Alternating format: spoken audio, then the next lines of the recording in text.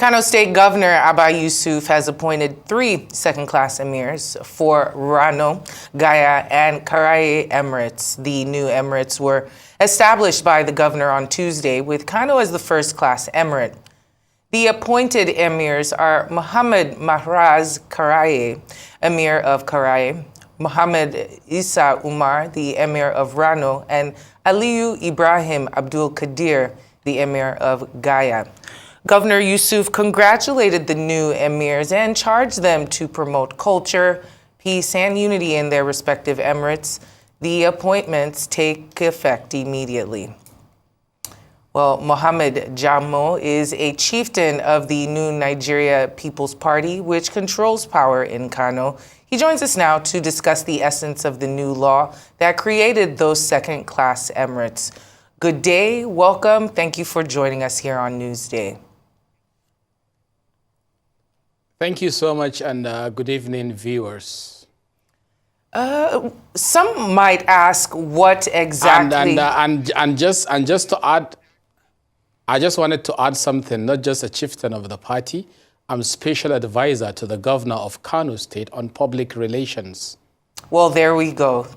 Great to have you on the program this afternoon. Yeah.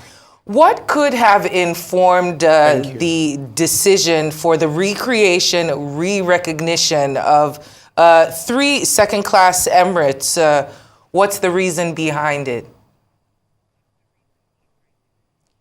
Okay, that goes to show that the governor of Kano State is somebody who is a true Democrat, who has a listening ear, and who is ready at any given time to abide and stand by what the people of Kano State believe in and stand by. And there is nothing like creation or recreation of the Emirates. The whole thing about the Emirates and chieftaincy of Kano State is something that goes back, way back into history. A lot of wars were fought those days when we used to fight, when wars were being fought by bows and arrows, on the horses, and on the bare foot. And that was how the Kano Emirate was created. Gaya Emirate has been in existence for several years, way back before colonial masters came into our land. Karaye Emirate was equally, and Rano Emirate were all in existence. In fact, ironically, a very interesting thing that I need to let the people know was that in those days, the Gaya Emirate used to even be more stronger than Kano State than the Kano Emirate itself. But along the line, when battles were fought and brave emirs emerged, Kano conquered Rano, Kano conquered Karaye, and Kano conquered Gaya. And then those 2 emirates remain in existence, but under the leadership of the Kano State, the Kano Emir. So even after the colonial masters came and left, the Emirates were there, but as a lower Emirates, they have always been in existence. So even when Ganduje came in to balkanize Kano State and create 5 different Emirates, what he did was that he just increased the number of the domain where those emirates used to be and distorting history. So what the Kano State governor did now was just restoring the history of Kano as it was pre-colonial masters coming into our land, and listening at the same time to the cries of the people from those emirates for their kingdoms to be restored as they used to be. So can you tell us how the people of Kano, are reacting to this development and what role these new emirs are expected to play? Well, you see, the emirs are custodians of culture and religion. So the roles we expect of these emirs that we have with the first-class emir of Kano State and the 3 second-class emirs are for them to go down to the people and unite the people in belief in what our culture and what our religion stands for. That is for peace, that is for unity, that is for honesty, that is for creativity in ways and manners people do their businesses, since Kano is more or less a cosmopolitan and a commercial city. And then I am telling you that the people of Kano State are happy with this development. There were palpable celebrations, especially in Rano, Gaya, and Karaye. All the three emirs, the second-class emirs, have returned to their domain, and they were received by their people with fanfare, with celebration. And the emir of Kano, the first-class emir Sunusi Malang Sunusi Muhammad Sunusi Lamida Sunusi, is already in Kano State. He has been there in Kano State, and he's performing his role as the emir who should unite the culture, the tradition, and the religion of Kano State. So people are happy, and the emirs are doing the needful, and the governor has equally advised them to go back to their domain and encourage people to do all that which is right, especially in the areas of maintaining peace and ensuring that there is peace in the state. You know, Kano in the northern Nigeria is one state which we have done quite a lot in ensuring that there is peace, and we don't have the normal things that are happening in other parts of the northern Nigeria today. So people are encouraged to go to the farms so that we can be able to support the northern part of the country, or even rather Nigeria itself, in the area of food security and all other areas that we need to contribute our own quota from Kano State.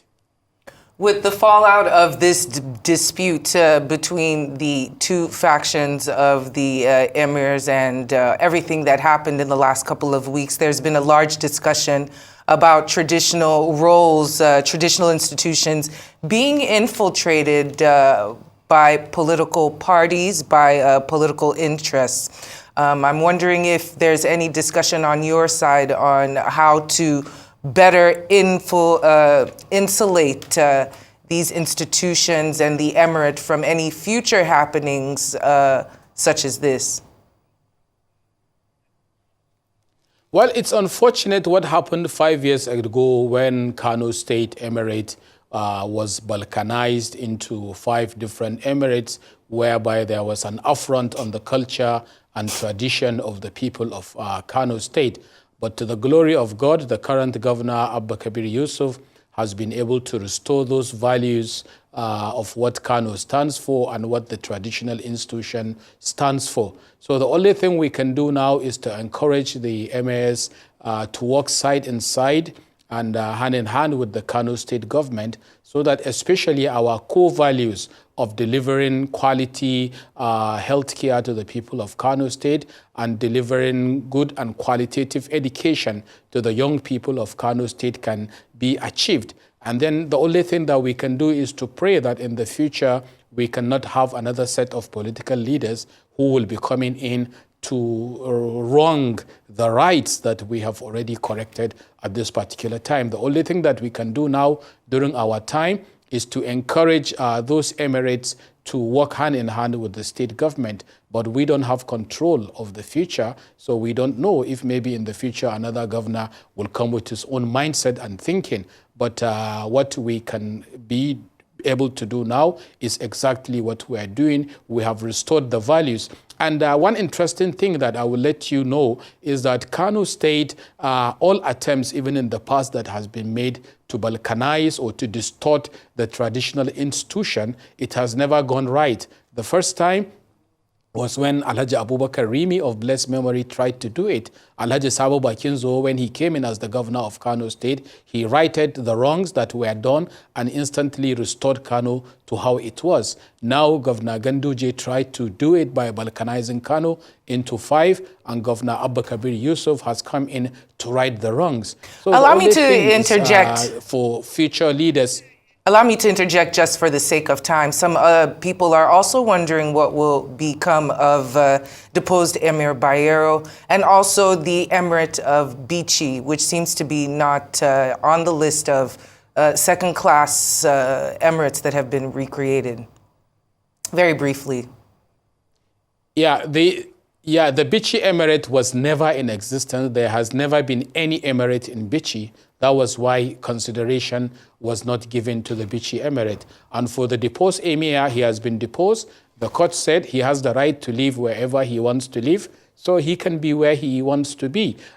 We have already moved on as a state.